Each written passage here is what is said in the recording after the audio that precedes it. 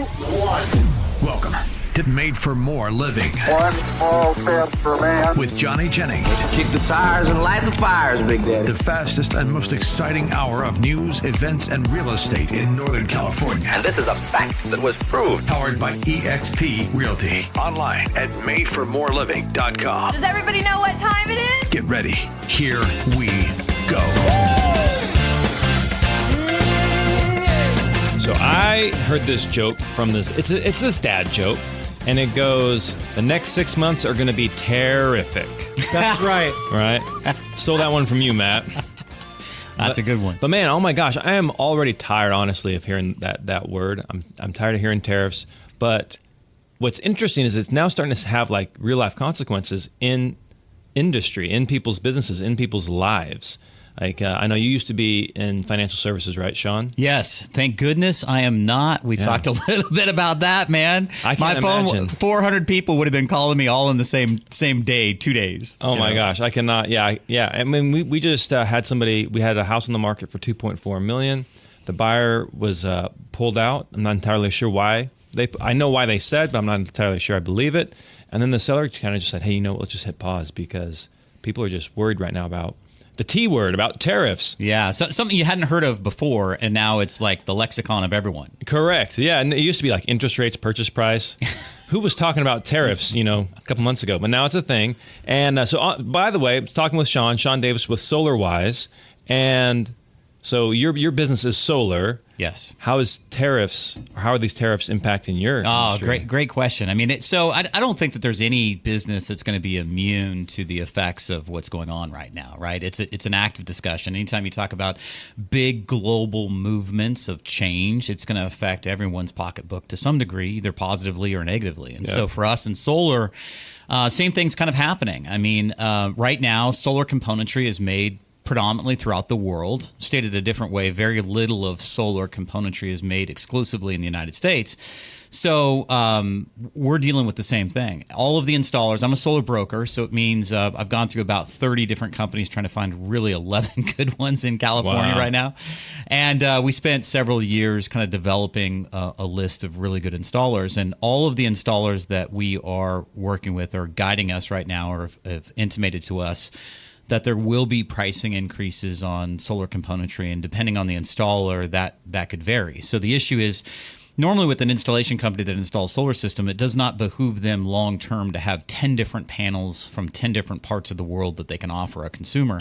Because with that type of broad availability, they can't really get scale. Mm-hmm. The idea behind solar installers is it's a very competitive marketplace, very low margins. Like how tight are those margins? 7 to 10%. Really? Yeah. That is skinny. It's very, very skinny. And so what an installer will do is they'll select a base panel for their normal installation program, and they'll buy those in bulk, buy 5,000 of them, 10,000 of them. So depending on where those panels are coming from, you could see cost increases as nominal as maybe 10% to as high as maybe 30%, and it's ever evolving. It's changing, right? Yeah. Every day to the next. Okay, we're going to have a tariff where it's going to off. It's reduced. So it's going to go in effect 90 days. Nope, it's going to go effect next week. So it leaves all of us in kind of construction, specifically home construction, and very specifically solar, in a position where here's the one thing I can say: if you are at all curious about solar, if you're at all interested in mitigating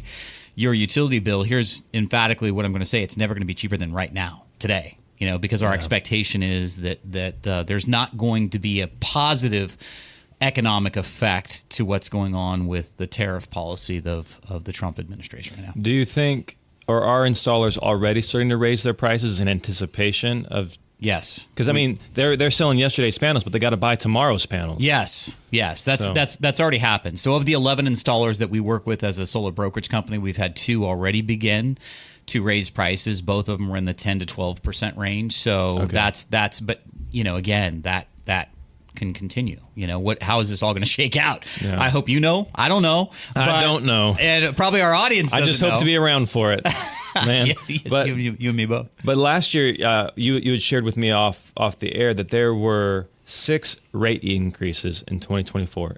Is that correct? Yeah. The problem of utility expense in California is persistent, and it's not going to go away anytime soon. So just to kind of frame it for the audience, if they haven't kept up with it, in California wants to be carbon neutral by 2040. Newsom still signed an executive order, hasn't retracted it, signed an executive order that everyone's got to be driving an electric vehicle by 2035. It's getting close. Yeah, all new cars. And to that point, let me just make a quick point here. Utilities don't have the ability to wait and see, because some people have speculated when Newsom's out of office, whoever comes in next, that's not sustainable. There's no way it's going to be in place. Something's going to give, something's going to change. Well, utilities have to be making plans now, today, in expectation of that. They can't just wait until 2034. Oh, you guys were serious? Geez. Hey, Jane, you better get on the horn. We got to do 10 years worth of work in a year. Yeah, let's throw up a power plant really quick. Yeah, it's persistent. So you've got carbon neutral by 2040. Everyone driving electric vehicles by 2035. And let me make a point here for those that may not know. If you drive 50 miles round trip in a fully electric car, so 100 miles total in a day. Yep. Bring it back home and charge it. You'll use about the same amount of energy that it takes to power a home in California for a full day. Oh my gosh, I have a friend, and she was saying, I don't know if it was you or our solar repair guy, but she was asking him, like, my solar bill has gone, or my electricity bill has gone through the roof. I had panels installed in my house, and then I had panels installed in the yard because she's on some acreage, right? Mm-hmm. And my solar bill my electricity bill keeps going up. And he asked her, well, what kind of car do you drive? And she's like, an electric Hummer. And he's like, well, that's probably your problem, right? So. That thing's got one of the biggest batteries out there in terms of the size. But let me just, so an average Tesla, 100 kilowatt hour battery. Okay. Drive about 300 miles. So if you do that 100 miles, you're going to use about a third of it. So you're going to use about 33 kilowatt hours to charge it back up again. The average home in California uses 31. So you imagine every little Tesla that you see out on the road as being a house in terms of its ability to consume energy. Mm-hmm. I mean, they're energy vampires. It's crazy. That's what they are, energy vampires. And so if every car now is electric, and here's the other thing, California right now sources 31% of the energy that it needs from outside the state. We can't handle what we consume today, yet they're stepping on the gas. Carbon neutral by 2040. What does carbon neutral mean? I've never understood It means that. you're offsetting the amount of carbon emissions that you're putting into the atmosphere with carbon credits. It means, like, for example, that's part of the reason that Tesla has done so well. They get carbon credits because they're selling a vehicle that doesn't have any emissions, right? So carbon neutrality means that it's almost like not having a footprint when you're walking in the sand.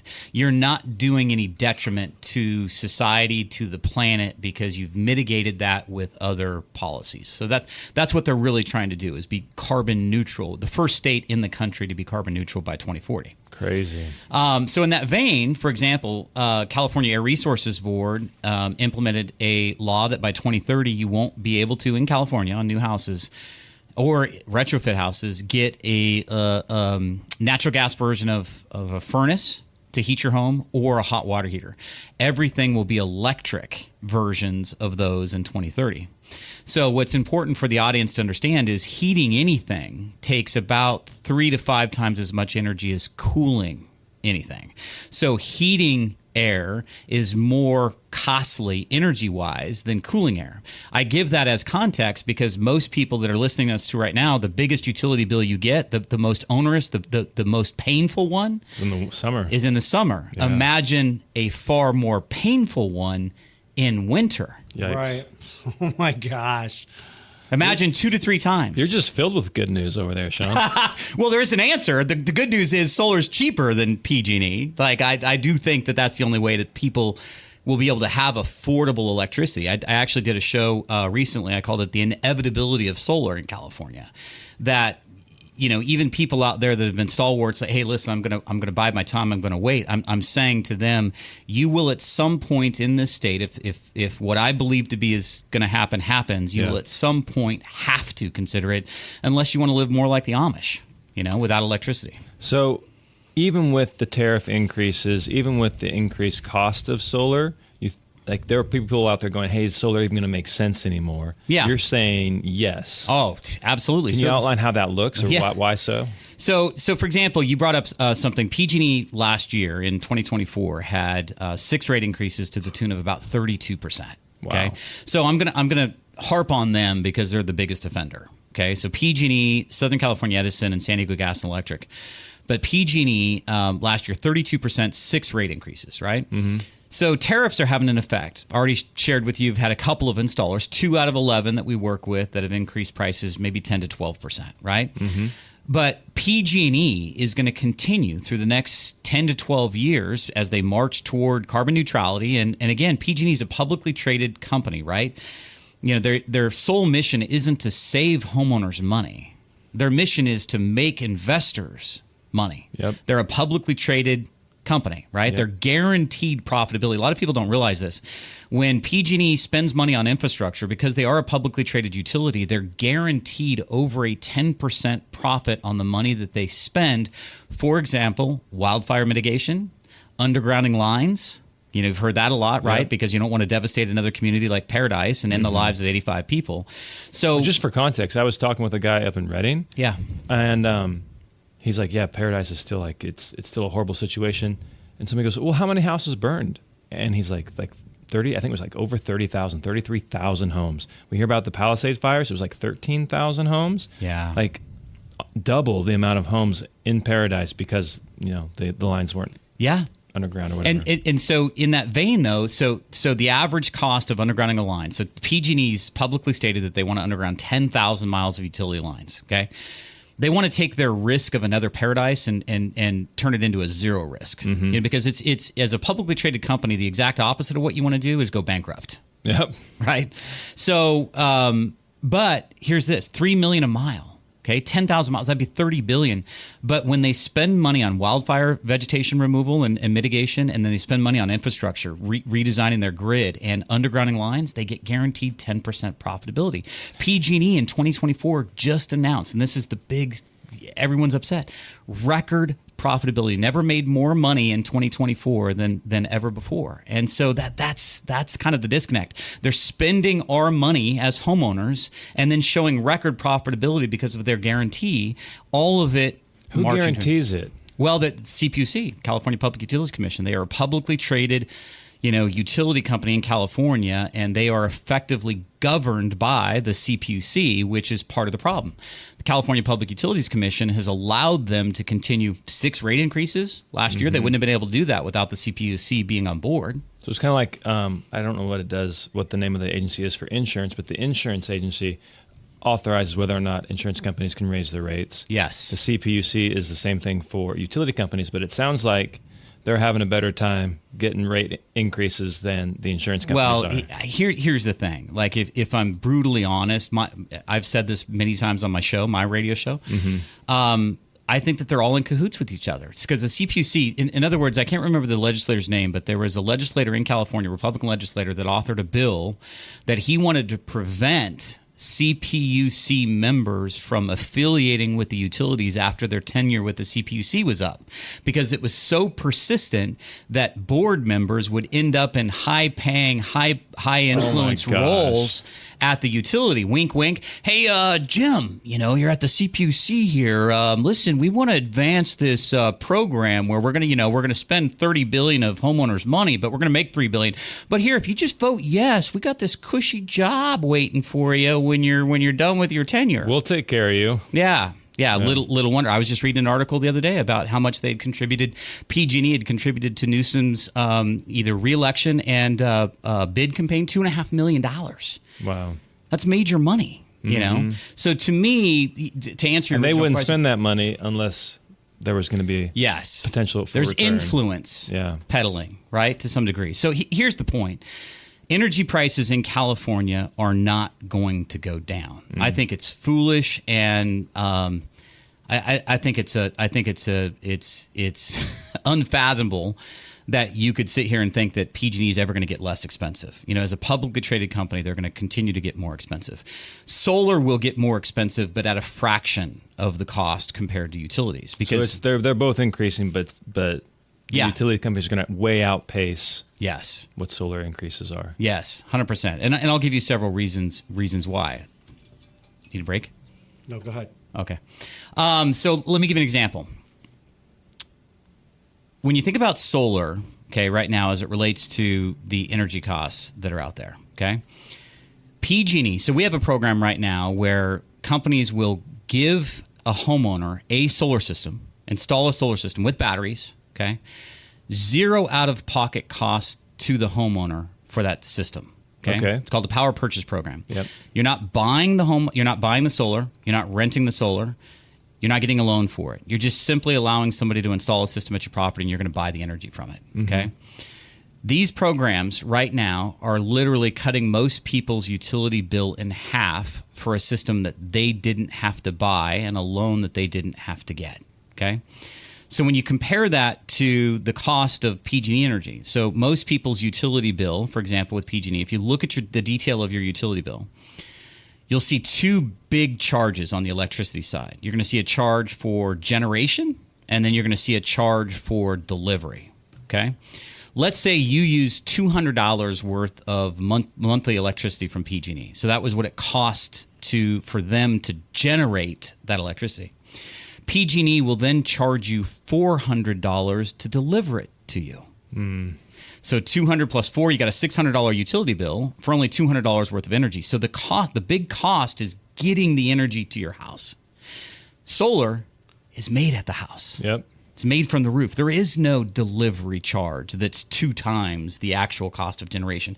It's just the generation charge. And so some people said to me, hey Shawn, this sounds too good to be true. It really does. They're going to give you a solar system, no loan. I mean, how does that work? And I said, you're thinking about it the wrong way. Let me tell you the right way to think about it. To think about it this way.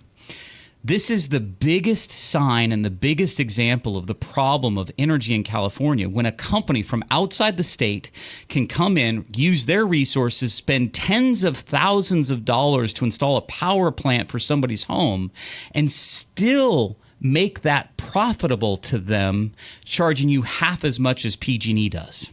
Yeah, that's a good that reframes it clearly. That this is not too good to be true. This is just how outrageously expensive California energy is. So, for example, currently right now, PG&E rates: Tier 1, 43 cents a kilowatt hour; Tier 2, 62 cents a kilowatt hour. My son's in Texas. Okay, he pays 4 to 9 cents.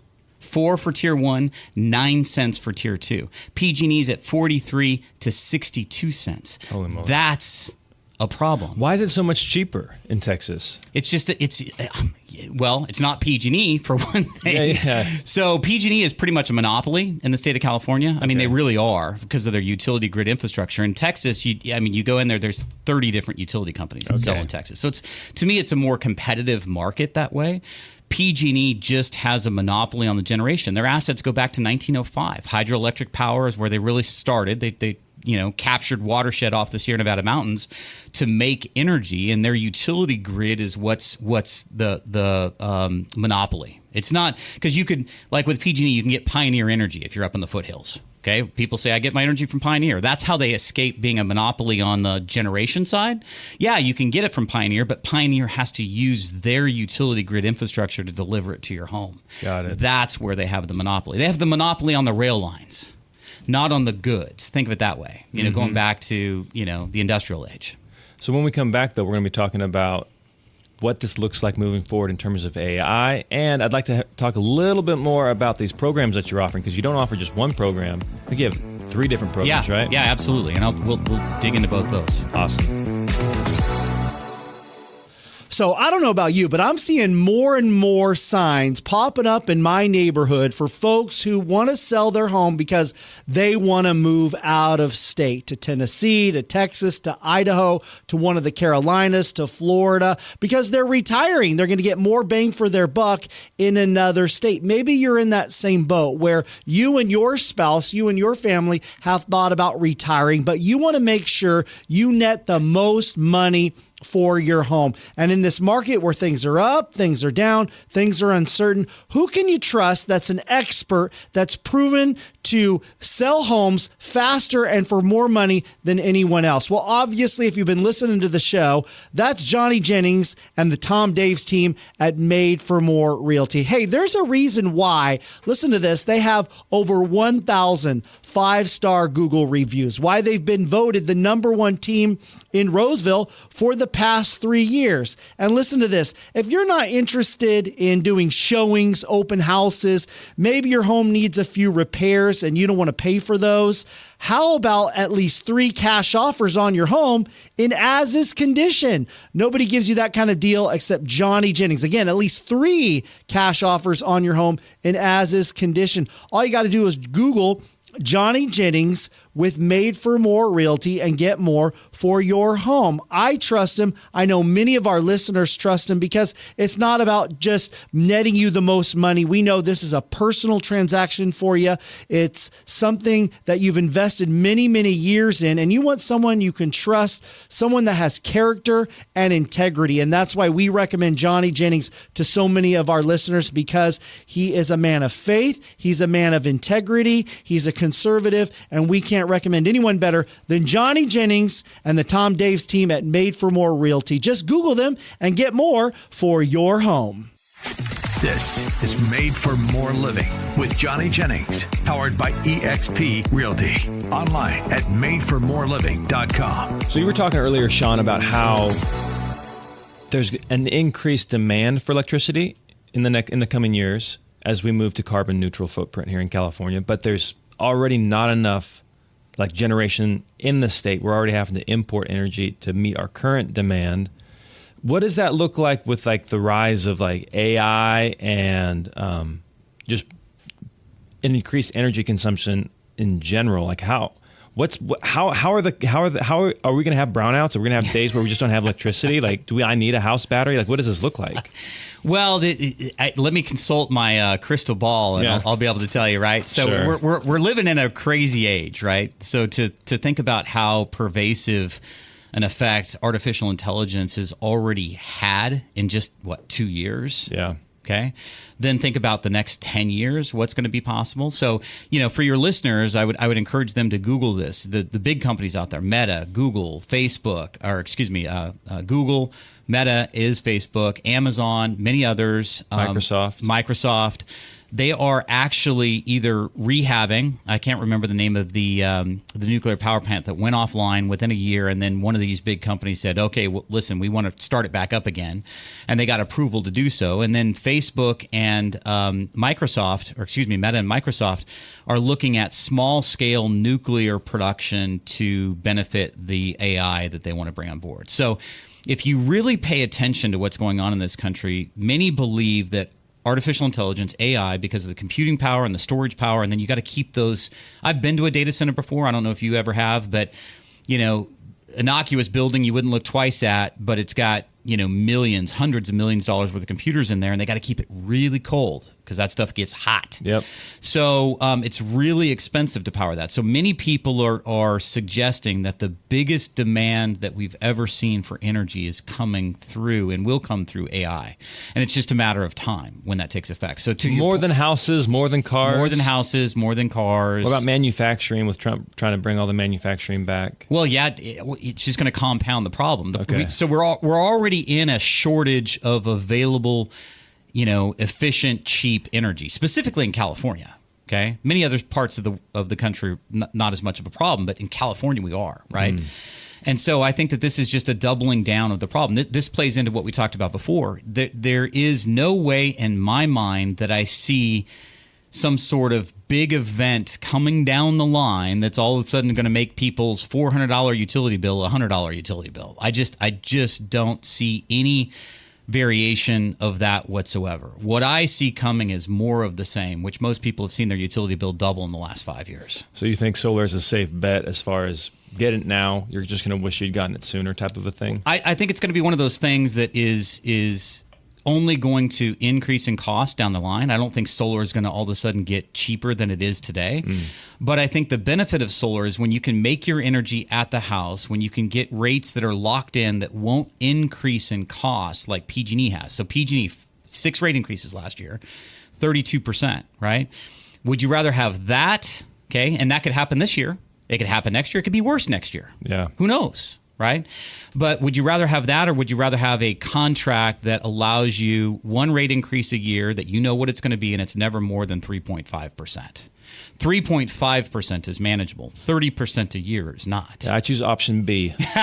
Option B, and we've got several programs that are like that. I'm just saying if you can make your own energy from sunlight, that's going to be cheaper for most people than whatever they're getting from the utility. So one concern someone might have as a homeowner, obviously they see this idea of, okay, I can generate my own power. I don't have to depend on some big corporation like PG&E raising my rates by 30%. This sounds great. But isn't solar dependent on good weather? What do I do when the weather's not so great out, like during the winter? How do I produce enough energy to power my home and my electric vehicle? Yeah, great question. And that question is really, really appropriate, specifically to like off-grid systems. Like if let's say you had a property up in the mountains that had no PG&E access or no Edison or whatever. Mm-hmm. The only option you have is solar. Those systems end up being much more significant in size and cost because the only option you have is generating energy from solar. In other words, if you run out of power, you got nothing else. So with solar today, it's grid-tied systems, okay, which means that you still have a connection to PG&E or whatever utility you have. So you source a majority of your energy from solar. Doesn't mean that you're going to source all of it from solar. The example I like to give is let's say either one of you two gentlemen had a marriage in the family or a death in the family. Mm-hmm. You have a solar system, but all of a sudden you get 5 family members come stay with you for a week that you wouldn't normally have. You're going to use a lot more energy that week than you normally would, right? So it's good to be able to have the option of being able to source that from the utility. So I liken it to the difference between a checking account and a savings account. The solar is going to be the checking account, the normal debits and withdrawals, and then the savings account or whatever is going to be whatever you need to pull from the utility if you have an event or if it's seasonal. The worst season for solar is winter. The sun's out half as much time and it's lower in the southern sky. So it's just not going to produce. Most solar systems are going to underproduce for what most people generate or consume, most people consume in wintertime. Okay. But that's just how they work. It doesn't mean that they're not beneficial. Okay. Yeah. So I liken it this way. The objective before the big solar change happened. So there's big solar change in California in 2023, right? So that change dropped the amount of crediting rate that you get for the excess energy that your system sends to the grid. So on a bright, sunshiny day, solar makes power, right? It makes energy. And I don't have a button that allows me to turbo it and make it make more energy, nor do we have a brake, right? Yeah. It's just going to make power. So that excess energy gets sent to the utility, and then they give you some sort of compensation for that. That compensation now has been substantially reduced, which is why you want to have batteries, okay? If I store it in my battery, there's no reduction. If I give it to PG&E, they keep 75% of it, okay?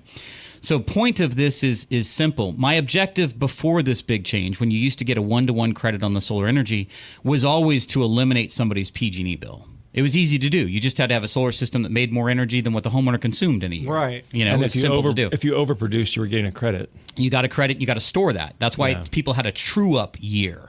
PG&E didn't want to trade money with people every day, or every month. Okay. Oh, I owe you $50. Oh, you owe me $60 or whatever. They just didn't want to do that. So they looked at the totality of a year. But point being is that with solar now, the objective used to be mitigating completely the utility bill. I tell people all the time, the objective with solar today is not eliminating 100% of your exposure to PG&E, but it's making the biggest dent that you can make in PG&E's cost for you as a homeowner without overbuilding a system where indirectly they become the major benefactor. Because I've seen people, let's throw on more panels. Next thing you know, they got this massive system that mostly benefits PG&E because once the batteries are charged up, all that surplus energy is being sent to them and they keep 75% of it. Mm-hmm. So it doesn't just because solar today may not cover 100% of somebody's PG&E exposure doesn't mean that it's not significantly more beneficial than just staying with PG&E. How much energy is stored in those batteries? Depends on the batteries, but effectively, in today's, for example, a Tesla Powerwall, which most people recognize the name of, 13,500 watts of energy can be stored in those in one Tesla Powerwall. So for context, let's say it's a spring evening. I don't want to account for a heat source or air conditioning yet. But let's say it's spring, 1 o'clock in the morning, your family's asleep, you're asleep, you got a refrigerator going, freezer, internet, security, a few lights on. let's say you're using 1,000 watts of energy an hour. That'd be high, but you're talking about 13 hours of stored energy in that battery. If you're only using 500 watts of energy an hour, then you're talking about 26 hours, right? But you fast forward to summer, most AC compressor units, 4 ton, 3 ton, 5 ton, whatever, 2,500 to 3,000 watts of energy an hour. Wow. So, that might only be 4 or 5 hours of continuous runtime on an AC unit in that case. But the good news about summer is that you're only bridging 8 hours of darkness, right? Yeah. Versus in winter, you're bridging 16 hours. But now I'm thinking, now you got me freaked out about like utility bills. Like normally people are like, okay, the summer, you got the pool pump going, you got keep the house cool. Now I'm worried about what an all-electric house utility bill would look like. Oh, yeah. Even because now you're generating less power to offset the cost of the electricity. I see it every day. I see it all the time. I mean, we deal with homeowner after homeowner that is, let's say, aged, retired, older, okay? And some of these people don't realize that the smallest little energy vampire that exists today is those dish space heaters, right? So some people supplement by having those dish heaters around their house or sit in front of one or whatever, and they don't realize how much energy. And all we got to do is we'll call PG&E and we'll look at their utility bill, and you'll see a big spike in winter. That's the hardest problem to deal with in solar because winter's the worst season for solar. Yeah. Right. So make hay while the sun's shining type of a thing. Yeah, make hay while the sun's shining. You got it. And then wait it out through the winter. But so at the end of the day, solar's still a good idea. Yes. What are some of these programs? Because you said there's a number of programs where obviously people can go out and finance them, or they can buy the systems outright. Yeah. But if somebody wants to get involved in solar at a no or low cost option, what does that look like? I think that one of the best programs, so and I just recently talked about it. I'm glad you asked this question because I want to be very candid. I used to rail against these power purchase programs about 2.5, 3 years ago. Okay. Used to say, stay away from them, nothing good. If you own your house, own your roof, own your power kind of thing. I was a big advocate after 22 years of being a financial advisor, a big advocate for owning the system. But keep in mind, 2.5 years ago, we had rates at 0.99%. I mean, it was easy to finance something if you wanted to. We didn't have inflation has been, or let me say it differently, solar has been on the front lines of inflation. You got a lot of metals, a lot of componentry that's affected by inflation. So in the last 2.5 years, the cost of solar has gone up, and then financing has just become super expensive. Solar is a high-risk financed asset for companies that lend against it.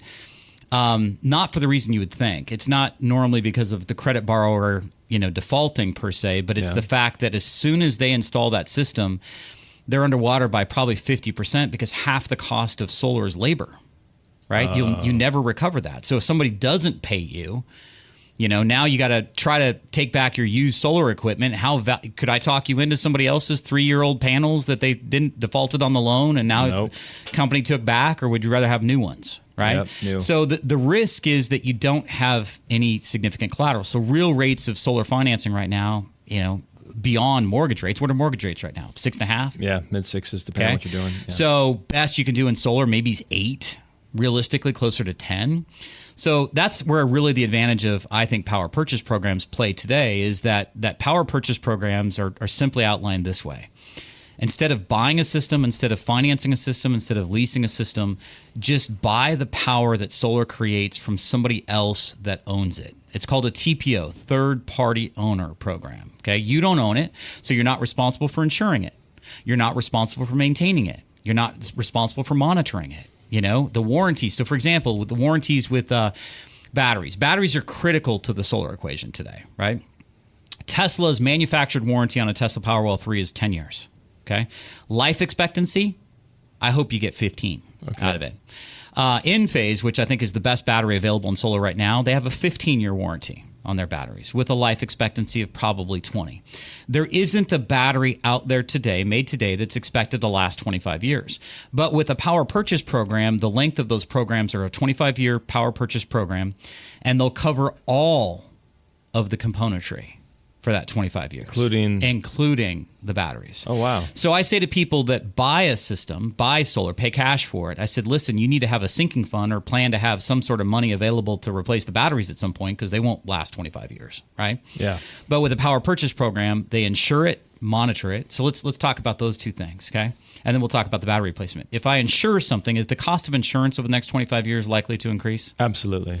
How about the cost of human capital over the next 25 years? Monitoring, sending crews out there, Most probably. definitely, yeah. And then the solar componentry is going to wear out eventually. It's going to need to be replaced. So that's why these programs have a 3.5% escalator, is they have to account for insurance, human capital, and replacement issues, okay? But everything else is covered by the program. So if you can have a third-party owner system, if you can have a solar system installed at your property, roof or ground mount, give you 2 to 6 batteries along with it, and then all you have to do is buy the energy that the system produces, like you do from PG&E, but the cost of it is meaningfully cheaper. I shared with you earlier in the last segment that PG&E right now, Tier 1 rates are 43 cents a kilowatt hour. Tier 2 are 62 cents a kilowatt hour. Many of these power purchase programs, depending on how much energy you use, let me qualify this because somebody just checked me on this yesterday, and I'm very specific about what I say. Okay? I can tell, yeah. Very specific. It is size dependent. Most of our clients are seeing their utility bill cut in half for a system that they don't have to buy and a loan that they didn't have to get and a check they didn't have to write, okay? But that's for somebody that uses at least 11.6. So the average house's consumption in California, 12,000 kilowatt hours. I can't cut somebody's 4,000 kilowatt hour bill in half. Okay. Got it. So in other words, the lower the usage, the more challenging it is to cut it in half. The higher the usage, we can actually get under 50%. But so in summary, to be able to benefit from solar, to be able to mitigate the cost, to be able to not write a check now, because somebody asked me the other day, is it always best to pay cash for solar? And I thought about it, given my 22-year background as a fiduciary financial advisor, and I thought about it and I said, no, it's not always best. And they said, well, why would you say that? I said, well, if I was an astute investor and had capital that I was going to spend on solar, could I think of another place over the next 10 years where I might be able to get better than a break-even return? Because if you write a check for solar, realistically, 7 to 10 years is about your cost recovery. Let's err against the homeowners. Let's say it takes 10 years. So I'm at 10 years to get my capital back. Okay, you're break even. Break even in 10 years. Yeah. Now, if I took that same capital and put it into what we just talked about, AI, let's say, okay, is it likely over the next 10 years I might be a little better than just getting my money back out of that investment? Mm-hmm. Okay. And if that snowball rolling downhill is compounding, I can take the savings from the power purchase program, cut my bill in half, add it to that AI kitty, fast forward 10, 15, 20, 25 years, which bag is going to be bigger? The savings just because I paid cash for solar, or the bag of the investment that I took that money and instead put it someplace else? So that was the qualifier. Can you see? Go ahead, Matt. Can you see companies like PG&E getting into the solar industry? Well, you might be surprised that 2 of the largest solar farm originators in our local area are SMUD and PG&E. They're already in it. They like solar. They just don't want you to have it. They want to generate it so they can charge you for the free sunlight that they get. They love solar. They generate solar. California is the most solar adopted state in the country, and many of the utilities have solar farms and or benefit from it. They just and don't. PG&E don't offer it to homeowners, to residents. Well, they offer it from their own program. grids, but not from you personally producing it. Correct. Interesting. Yeah, it is interesting. That's a good question. Yeah, great question. The thing I like about what you're describing right here, though, is because so many times I go into a homeowner's house and they tell me, hey, I just had solar installed last year. It cost me $30,000, $40,000. So the house is worth this, but now we're going to have to increase it by $30,000 to $40,000 because, in their mind, that's an improvement, and you should get a dollar for dollar return on that. Mm-hmm. And sometimes life takes a crazy turn. They weren't planning on moving; they thought they were going to be there for a while, and they were going to, in 10 years, break even, and then 11, 12 years see a return on that initial investment. With this power purchase agreement, day one you start saving money. Yes. Yeah, there's no risk. You don't have to wait 7 to 10 years. It's one of the easiest. So I used to rail against them because they were difficult to transfer to a new homeowner. Yeah. Okay. So the 2 most difficult contracts to transfer to a new homeowner today are a financed agreement and a lease agreement. Okay. So power purchase has gotten easier. They have. Okay. Yeah. So finance and lease, you got to get somebody to fall in love with your house and then fall in love with your solar debt. Yep. Which people don't want to do. They'll negotiate with you and say to pay it off. Is what they want. But when you can do a soft credit inquiry, not even a hard inquiry, to take over the program, much the same way that you would call PG&E. When you sign up for new service at a new house that you just bought, do you not have to give them your social? Yeah. You got to give them your name, your address. You got to give them date of birth. You got to give them your social. You got to give them all the details. Same parameter with the power purchase programs. Okay, today. So it's much easier now to transfer those. So right now, today, I think they're the best game going because most people are, 2.5, 3 years into inflation, may not have the cash they used to. We got tariff fears. We got economic concerns. We got high interest rates because loans haven't come down at all in cost. And so to me, when you can benefit from solar without having to be the guy that either gets a loan and has indebtedness on your credit report now, it affects your debt to income ratio, but you can still benefit without that and you don't have to write a check for it. I mean, who wouldn't want to maybe do that? And that's one of the reasons why I would encourage somebody to text solar to 84503 if you're interested. Solar to 84503. Yeah. There we go. Well, hey, this has been freaking phenomenal. I enjoy having you on the show every single time. I think this is our second or third time back. Yeah. If somebody's listening and what's the number one question you get? Like, what's the number one thing holding somebody back from texting you or moving forward with solar? What's that number one thing? Yeah, I think I don't think that there's one thing, but I'd say that there's several different things. Some people think that when I talk about what I just talked about, it's too good to be true. Okay.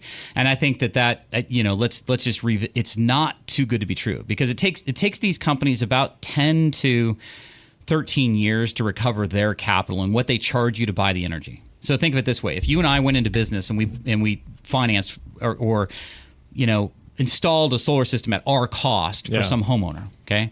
First thing we're going to be looking to do is recover our capital, okay? So I want to do that in as little time as possible, so 10 to 12 years. And then we're probably going to have to replace their battery somewhere in between 15 and 20 years. Yep. So I've got maybe a 10-year window here of profitability, okay?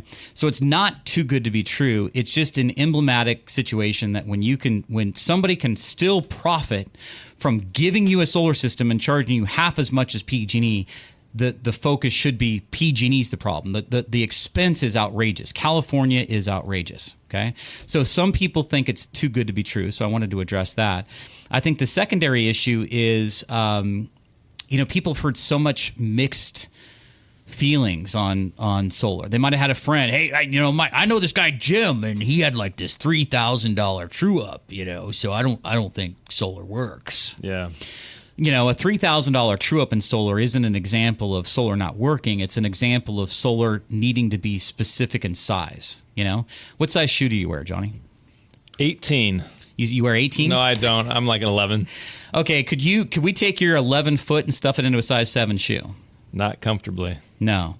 You can't take a solar system that's supposed to generate 10,000 kilowatt hours of energy and make it generate 18,000 kilowatt hours of energy because some new buyer bought the house. The older clients use less energy. They were more frugal than the new family does, right? So solar there's no moving parts. Okay, there's no gears to grind, fluid to change, none of that stuff. It doesn't break often. It can, but it doesn't break often. So to me, solar is a proven technology, been around for like 40 years. And the idea is that it's far more beneficial to generate electricity from sunlight than it is from the dirty grid utility company and using their resources. Well, I also like about the power purchase agreement that they monitor it as well.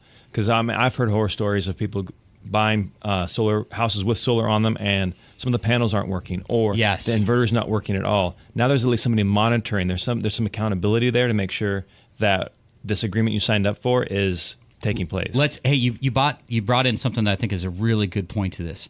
Accountability from the perspective of most power purchase programs have some sort of minimum production guarantee. Let's say Matt was a skeptic and he says, "Hey, I'm buying this amount of energy. What's to say that it doesn't generate half of what they said it was?" Yep. Okay. So now I'm paying twice as much for half as good, right? Yep. Well, the production guarantee basically states that 90%, let's use that number, it's close enough. Some are 87, some are 90.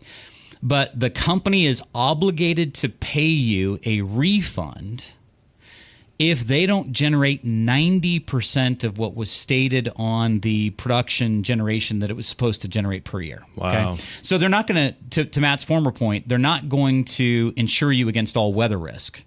Some winters are more inclement, more seasonal, more wet, more storms come through than others, and you're probably not going to generate the same amount of energy every single year in every single winter season. So they're not going to insure you against all that. But this brings to point this thing here. The power purchase programs, because of the production guarantee that they have, it does not suit them, and it actually bites them big if they don't install some of the best equipment on that house. So, for example, you mentioned an inverter problem. In solar, there's two different types of inverters. String inverter, which strings all the panels together, which kind of works like a Christmas tree light string. Okay. Each panel is like a light, right? What's the one major problem with Christmas tree lights? If one light's out, the whole thing dies. You got it. Yeah. So string inverters have that weakness. That's not the same with micro. Micro inverters are on the back side of each one of the panels. There's no main inverter that's a $3,000, $4,000, $5,000 cost. So each panel has its own small micro inverter. It's more dependable. It's more reliable. You don't have the ability to lose multiple panels because of one inverter issue. Okay. Yep. So these power purchase programs, it does not suit them to install a crappy panel that degrades quick, does not suit them to install a string inverter that then breaks and they got 10 panels that go out. Yeah. Does not suit them to have poor battery technology because they can't store the energy. So effectively, they got to get the good stuff out there because they don't want it to work against them because of that production guarantee. And that's an important thing to remember. That is huge. I didn't realize they did that, but I liked when you said that they are monitoring it. I'm like, okay, that's worth its weight right there. Well, if you contrast that against like a cash-owned system, if I buy a system for cash, who's responsible for monitoring? You are the homeowner. Who's responsible for maintenance? The homeowner. All those, and so. And do you even know how to check the inverter? How do you even know if it's producing? Exactly. Yeah.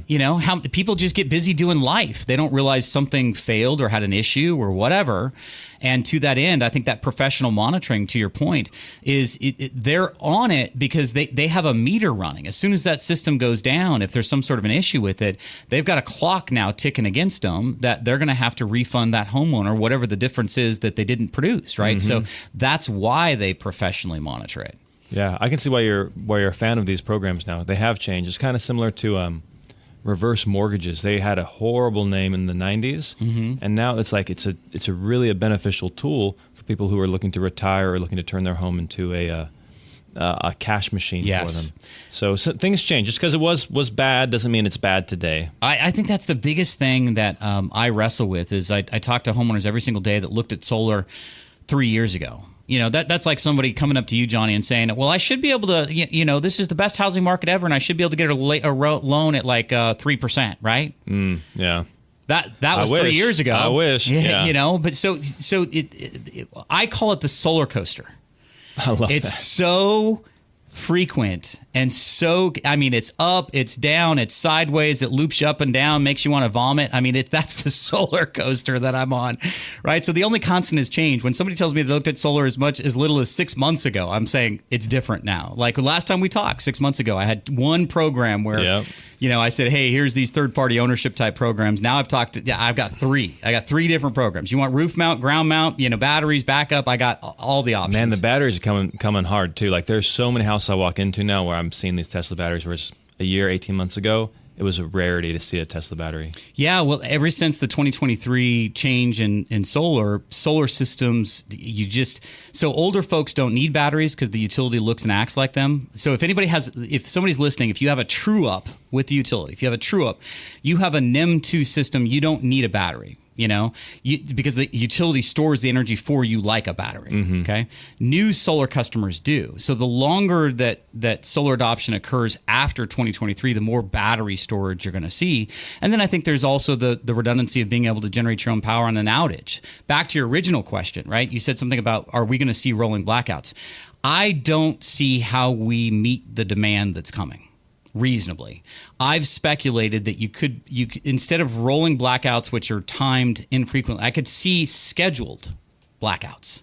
I could see in your area on the second Tuesday of every month between, Monday from 4 to 9, you're not going to have power. And just plan on it. Just plan on it. Trash day. Hey, Tuesday, make sure the trash is out. How else is it going to work when they're building more houses, buying more electric cars, when we can't even meet the demand that we have now in this state, right? And they're stepping on the gas of making more demand, significantly more demand. Yeah. I don't know. I don't know what's coming, but I could speculate that could be possible. I could see scheduled blackouts being something that would be be easier to deal with than blindsided blackouts. Well, right? I just have so many questions. I have questions about generators. I have questions about batteries. But we're just going to have you back at a later time. You will. But Yeah. one more time. What's the best way for somebody to reach out to you? Reach out to us directly. All you got to do is text SOLAR, SOLAR, to 84503. We have a short text code. So if somebody wants to reach out to us directly, communicate with us. We're really knowledge first, information first. We're not high pressure. I'm not going to call you 80 times. We just don't work that way, right? So don't think, whoever's listening, don't think that, reaching out to us is going to then give you a barrage of 30 solar companies wanting to talk to you.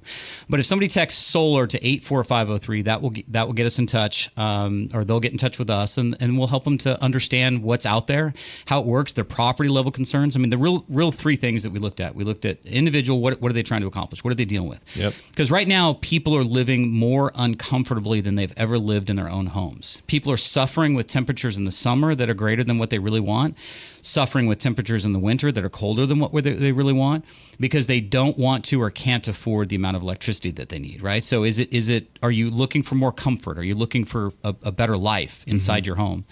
Property level concerns, and then how much energy are you using. Those three things are really what we're going to deep dive into initially, but we're very low key. We'll show you all the information, show you all of the proposals, find the best companies to work with. We've vetted these companies. How does an average homeowner know what company's a good one or a bad one, or know what might be jeopardized, the next one to go out of business? Yeah. This is what we live and breathe every day. So if somebody wants to do that, they can do that. And then another thing is, if somebody's just looking for more information, I've got my own YouTube channel, Graybeard Talk Solar. I've got about 25 videos on there. Great information. I talk about things like you're talking about, battery storage and outages and what's coming in California and stuff like that. So if somebody wants to check out the Graybeard Talk Solar YouTube channel, they'll find a lot of information there too. Fantastic. I don't know why it's Graybeard. I don't know what the origin story of that name. What do you mean? Yeah, exactly. Gray beard? What? In December, he plays Santa Claus. He goes around to the different communities. You got. I'm going to become the graybeard hippie Santa Claus. You look like who was it? Odin. Yeah. Did you see Arnold Schwarzenegger is playing Santa Claus? No. You look a little bit like how he's trying to portray the character. Oh, really? Interesting. Like a jacked Santa. Yeah. There you go. All right. Well, thanks for being on the show, Shawn. Hey, Johnny. Thank you for the opportunity.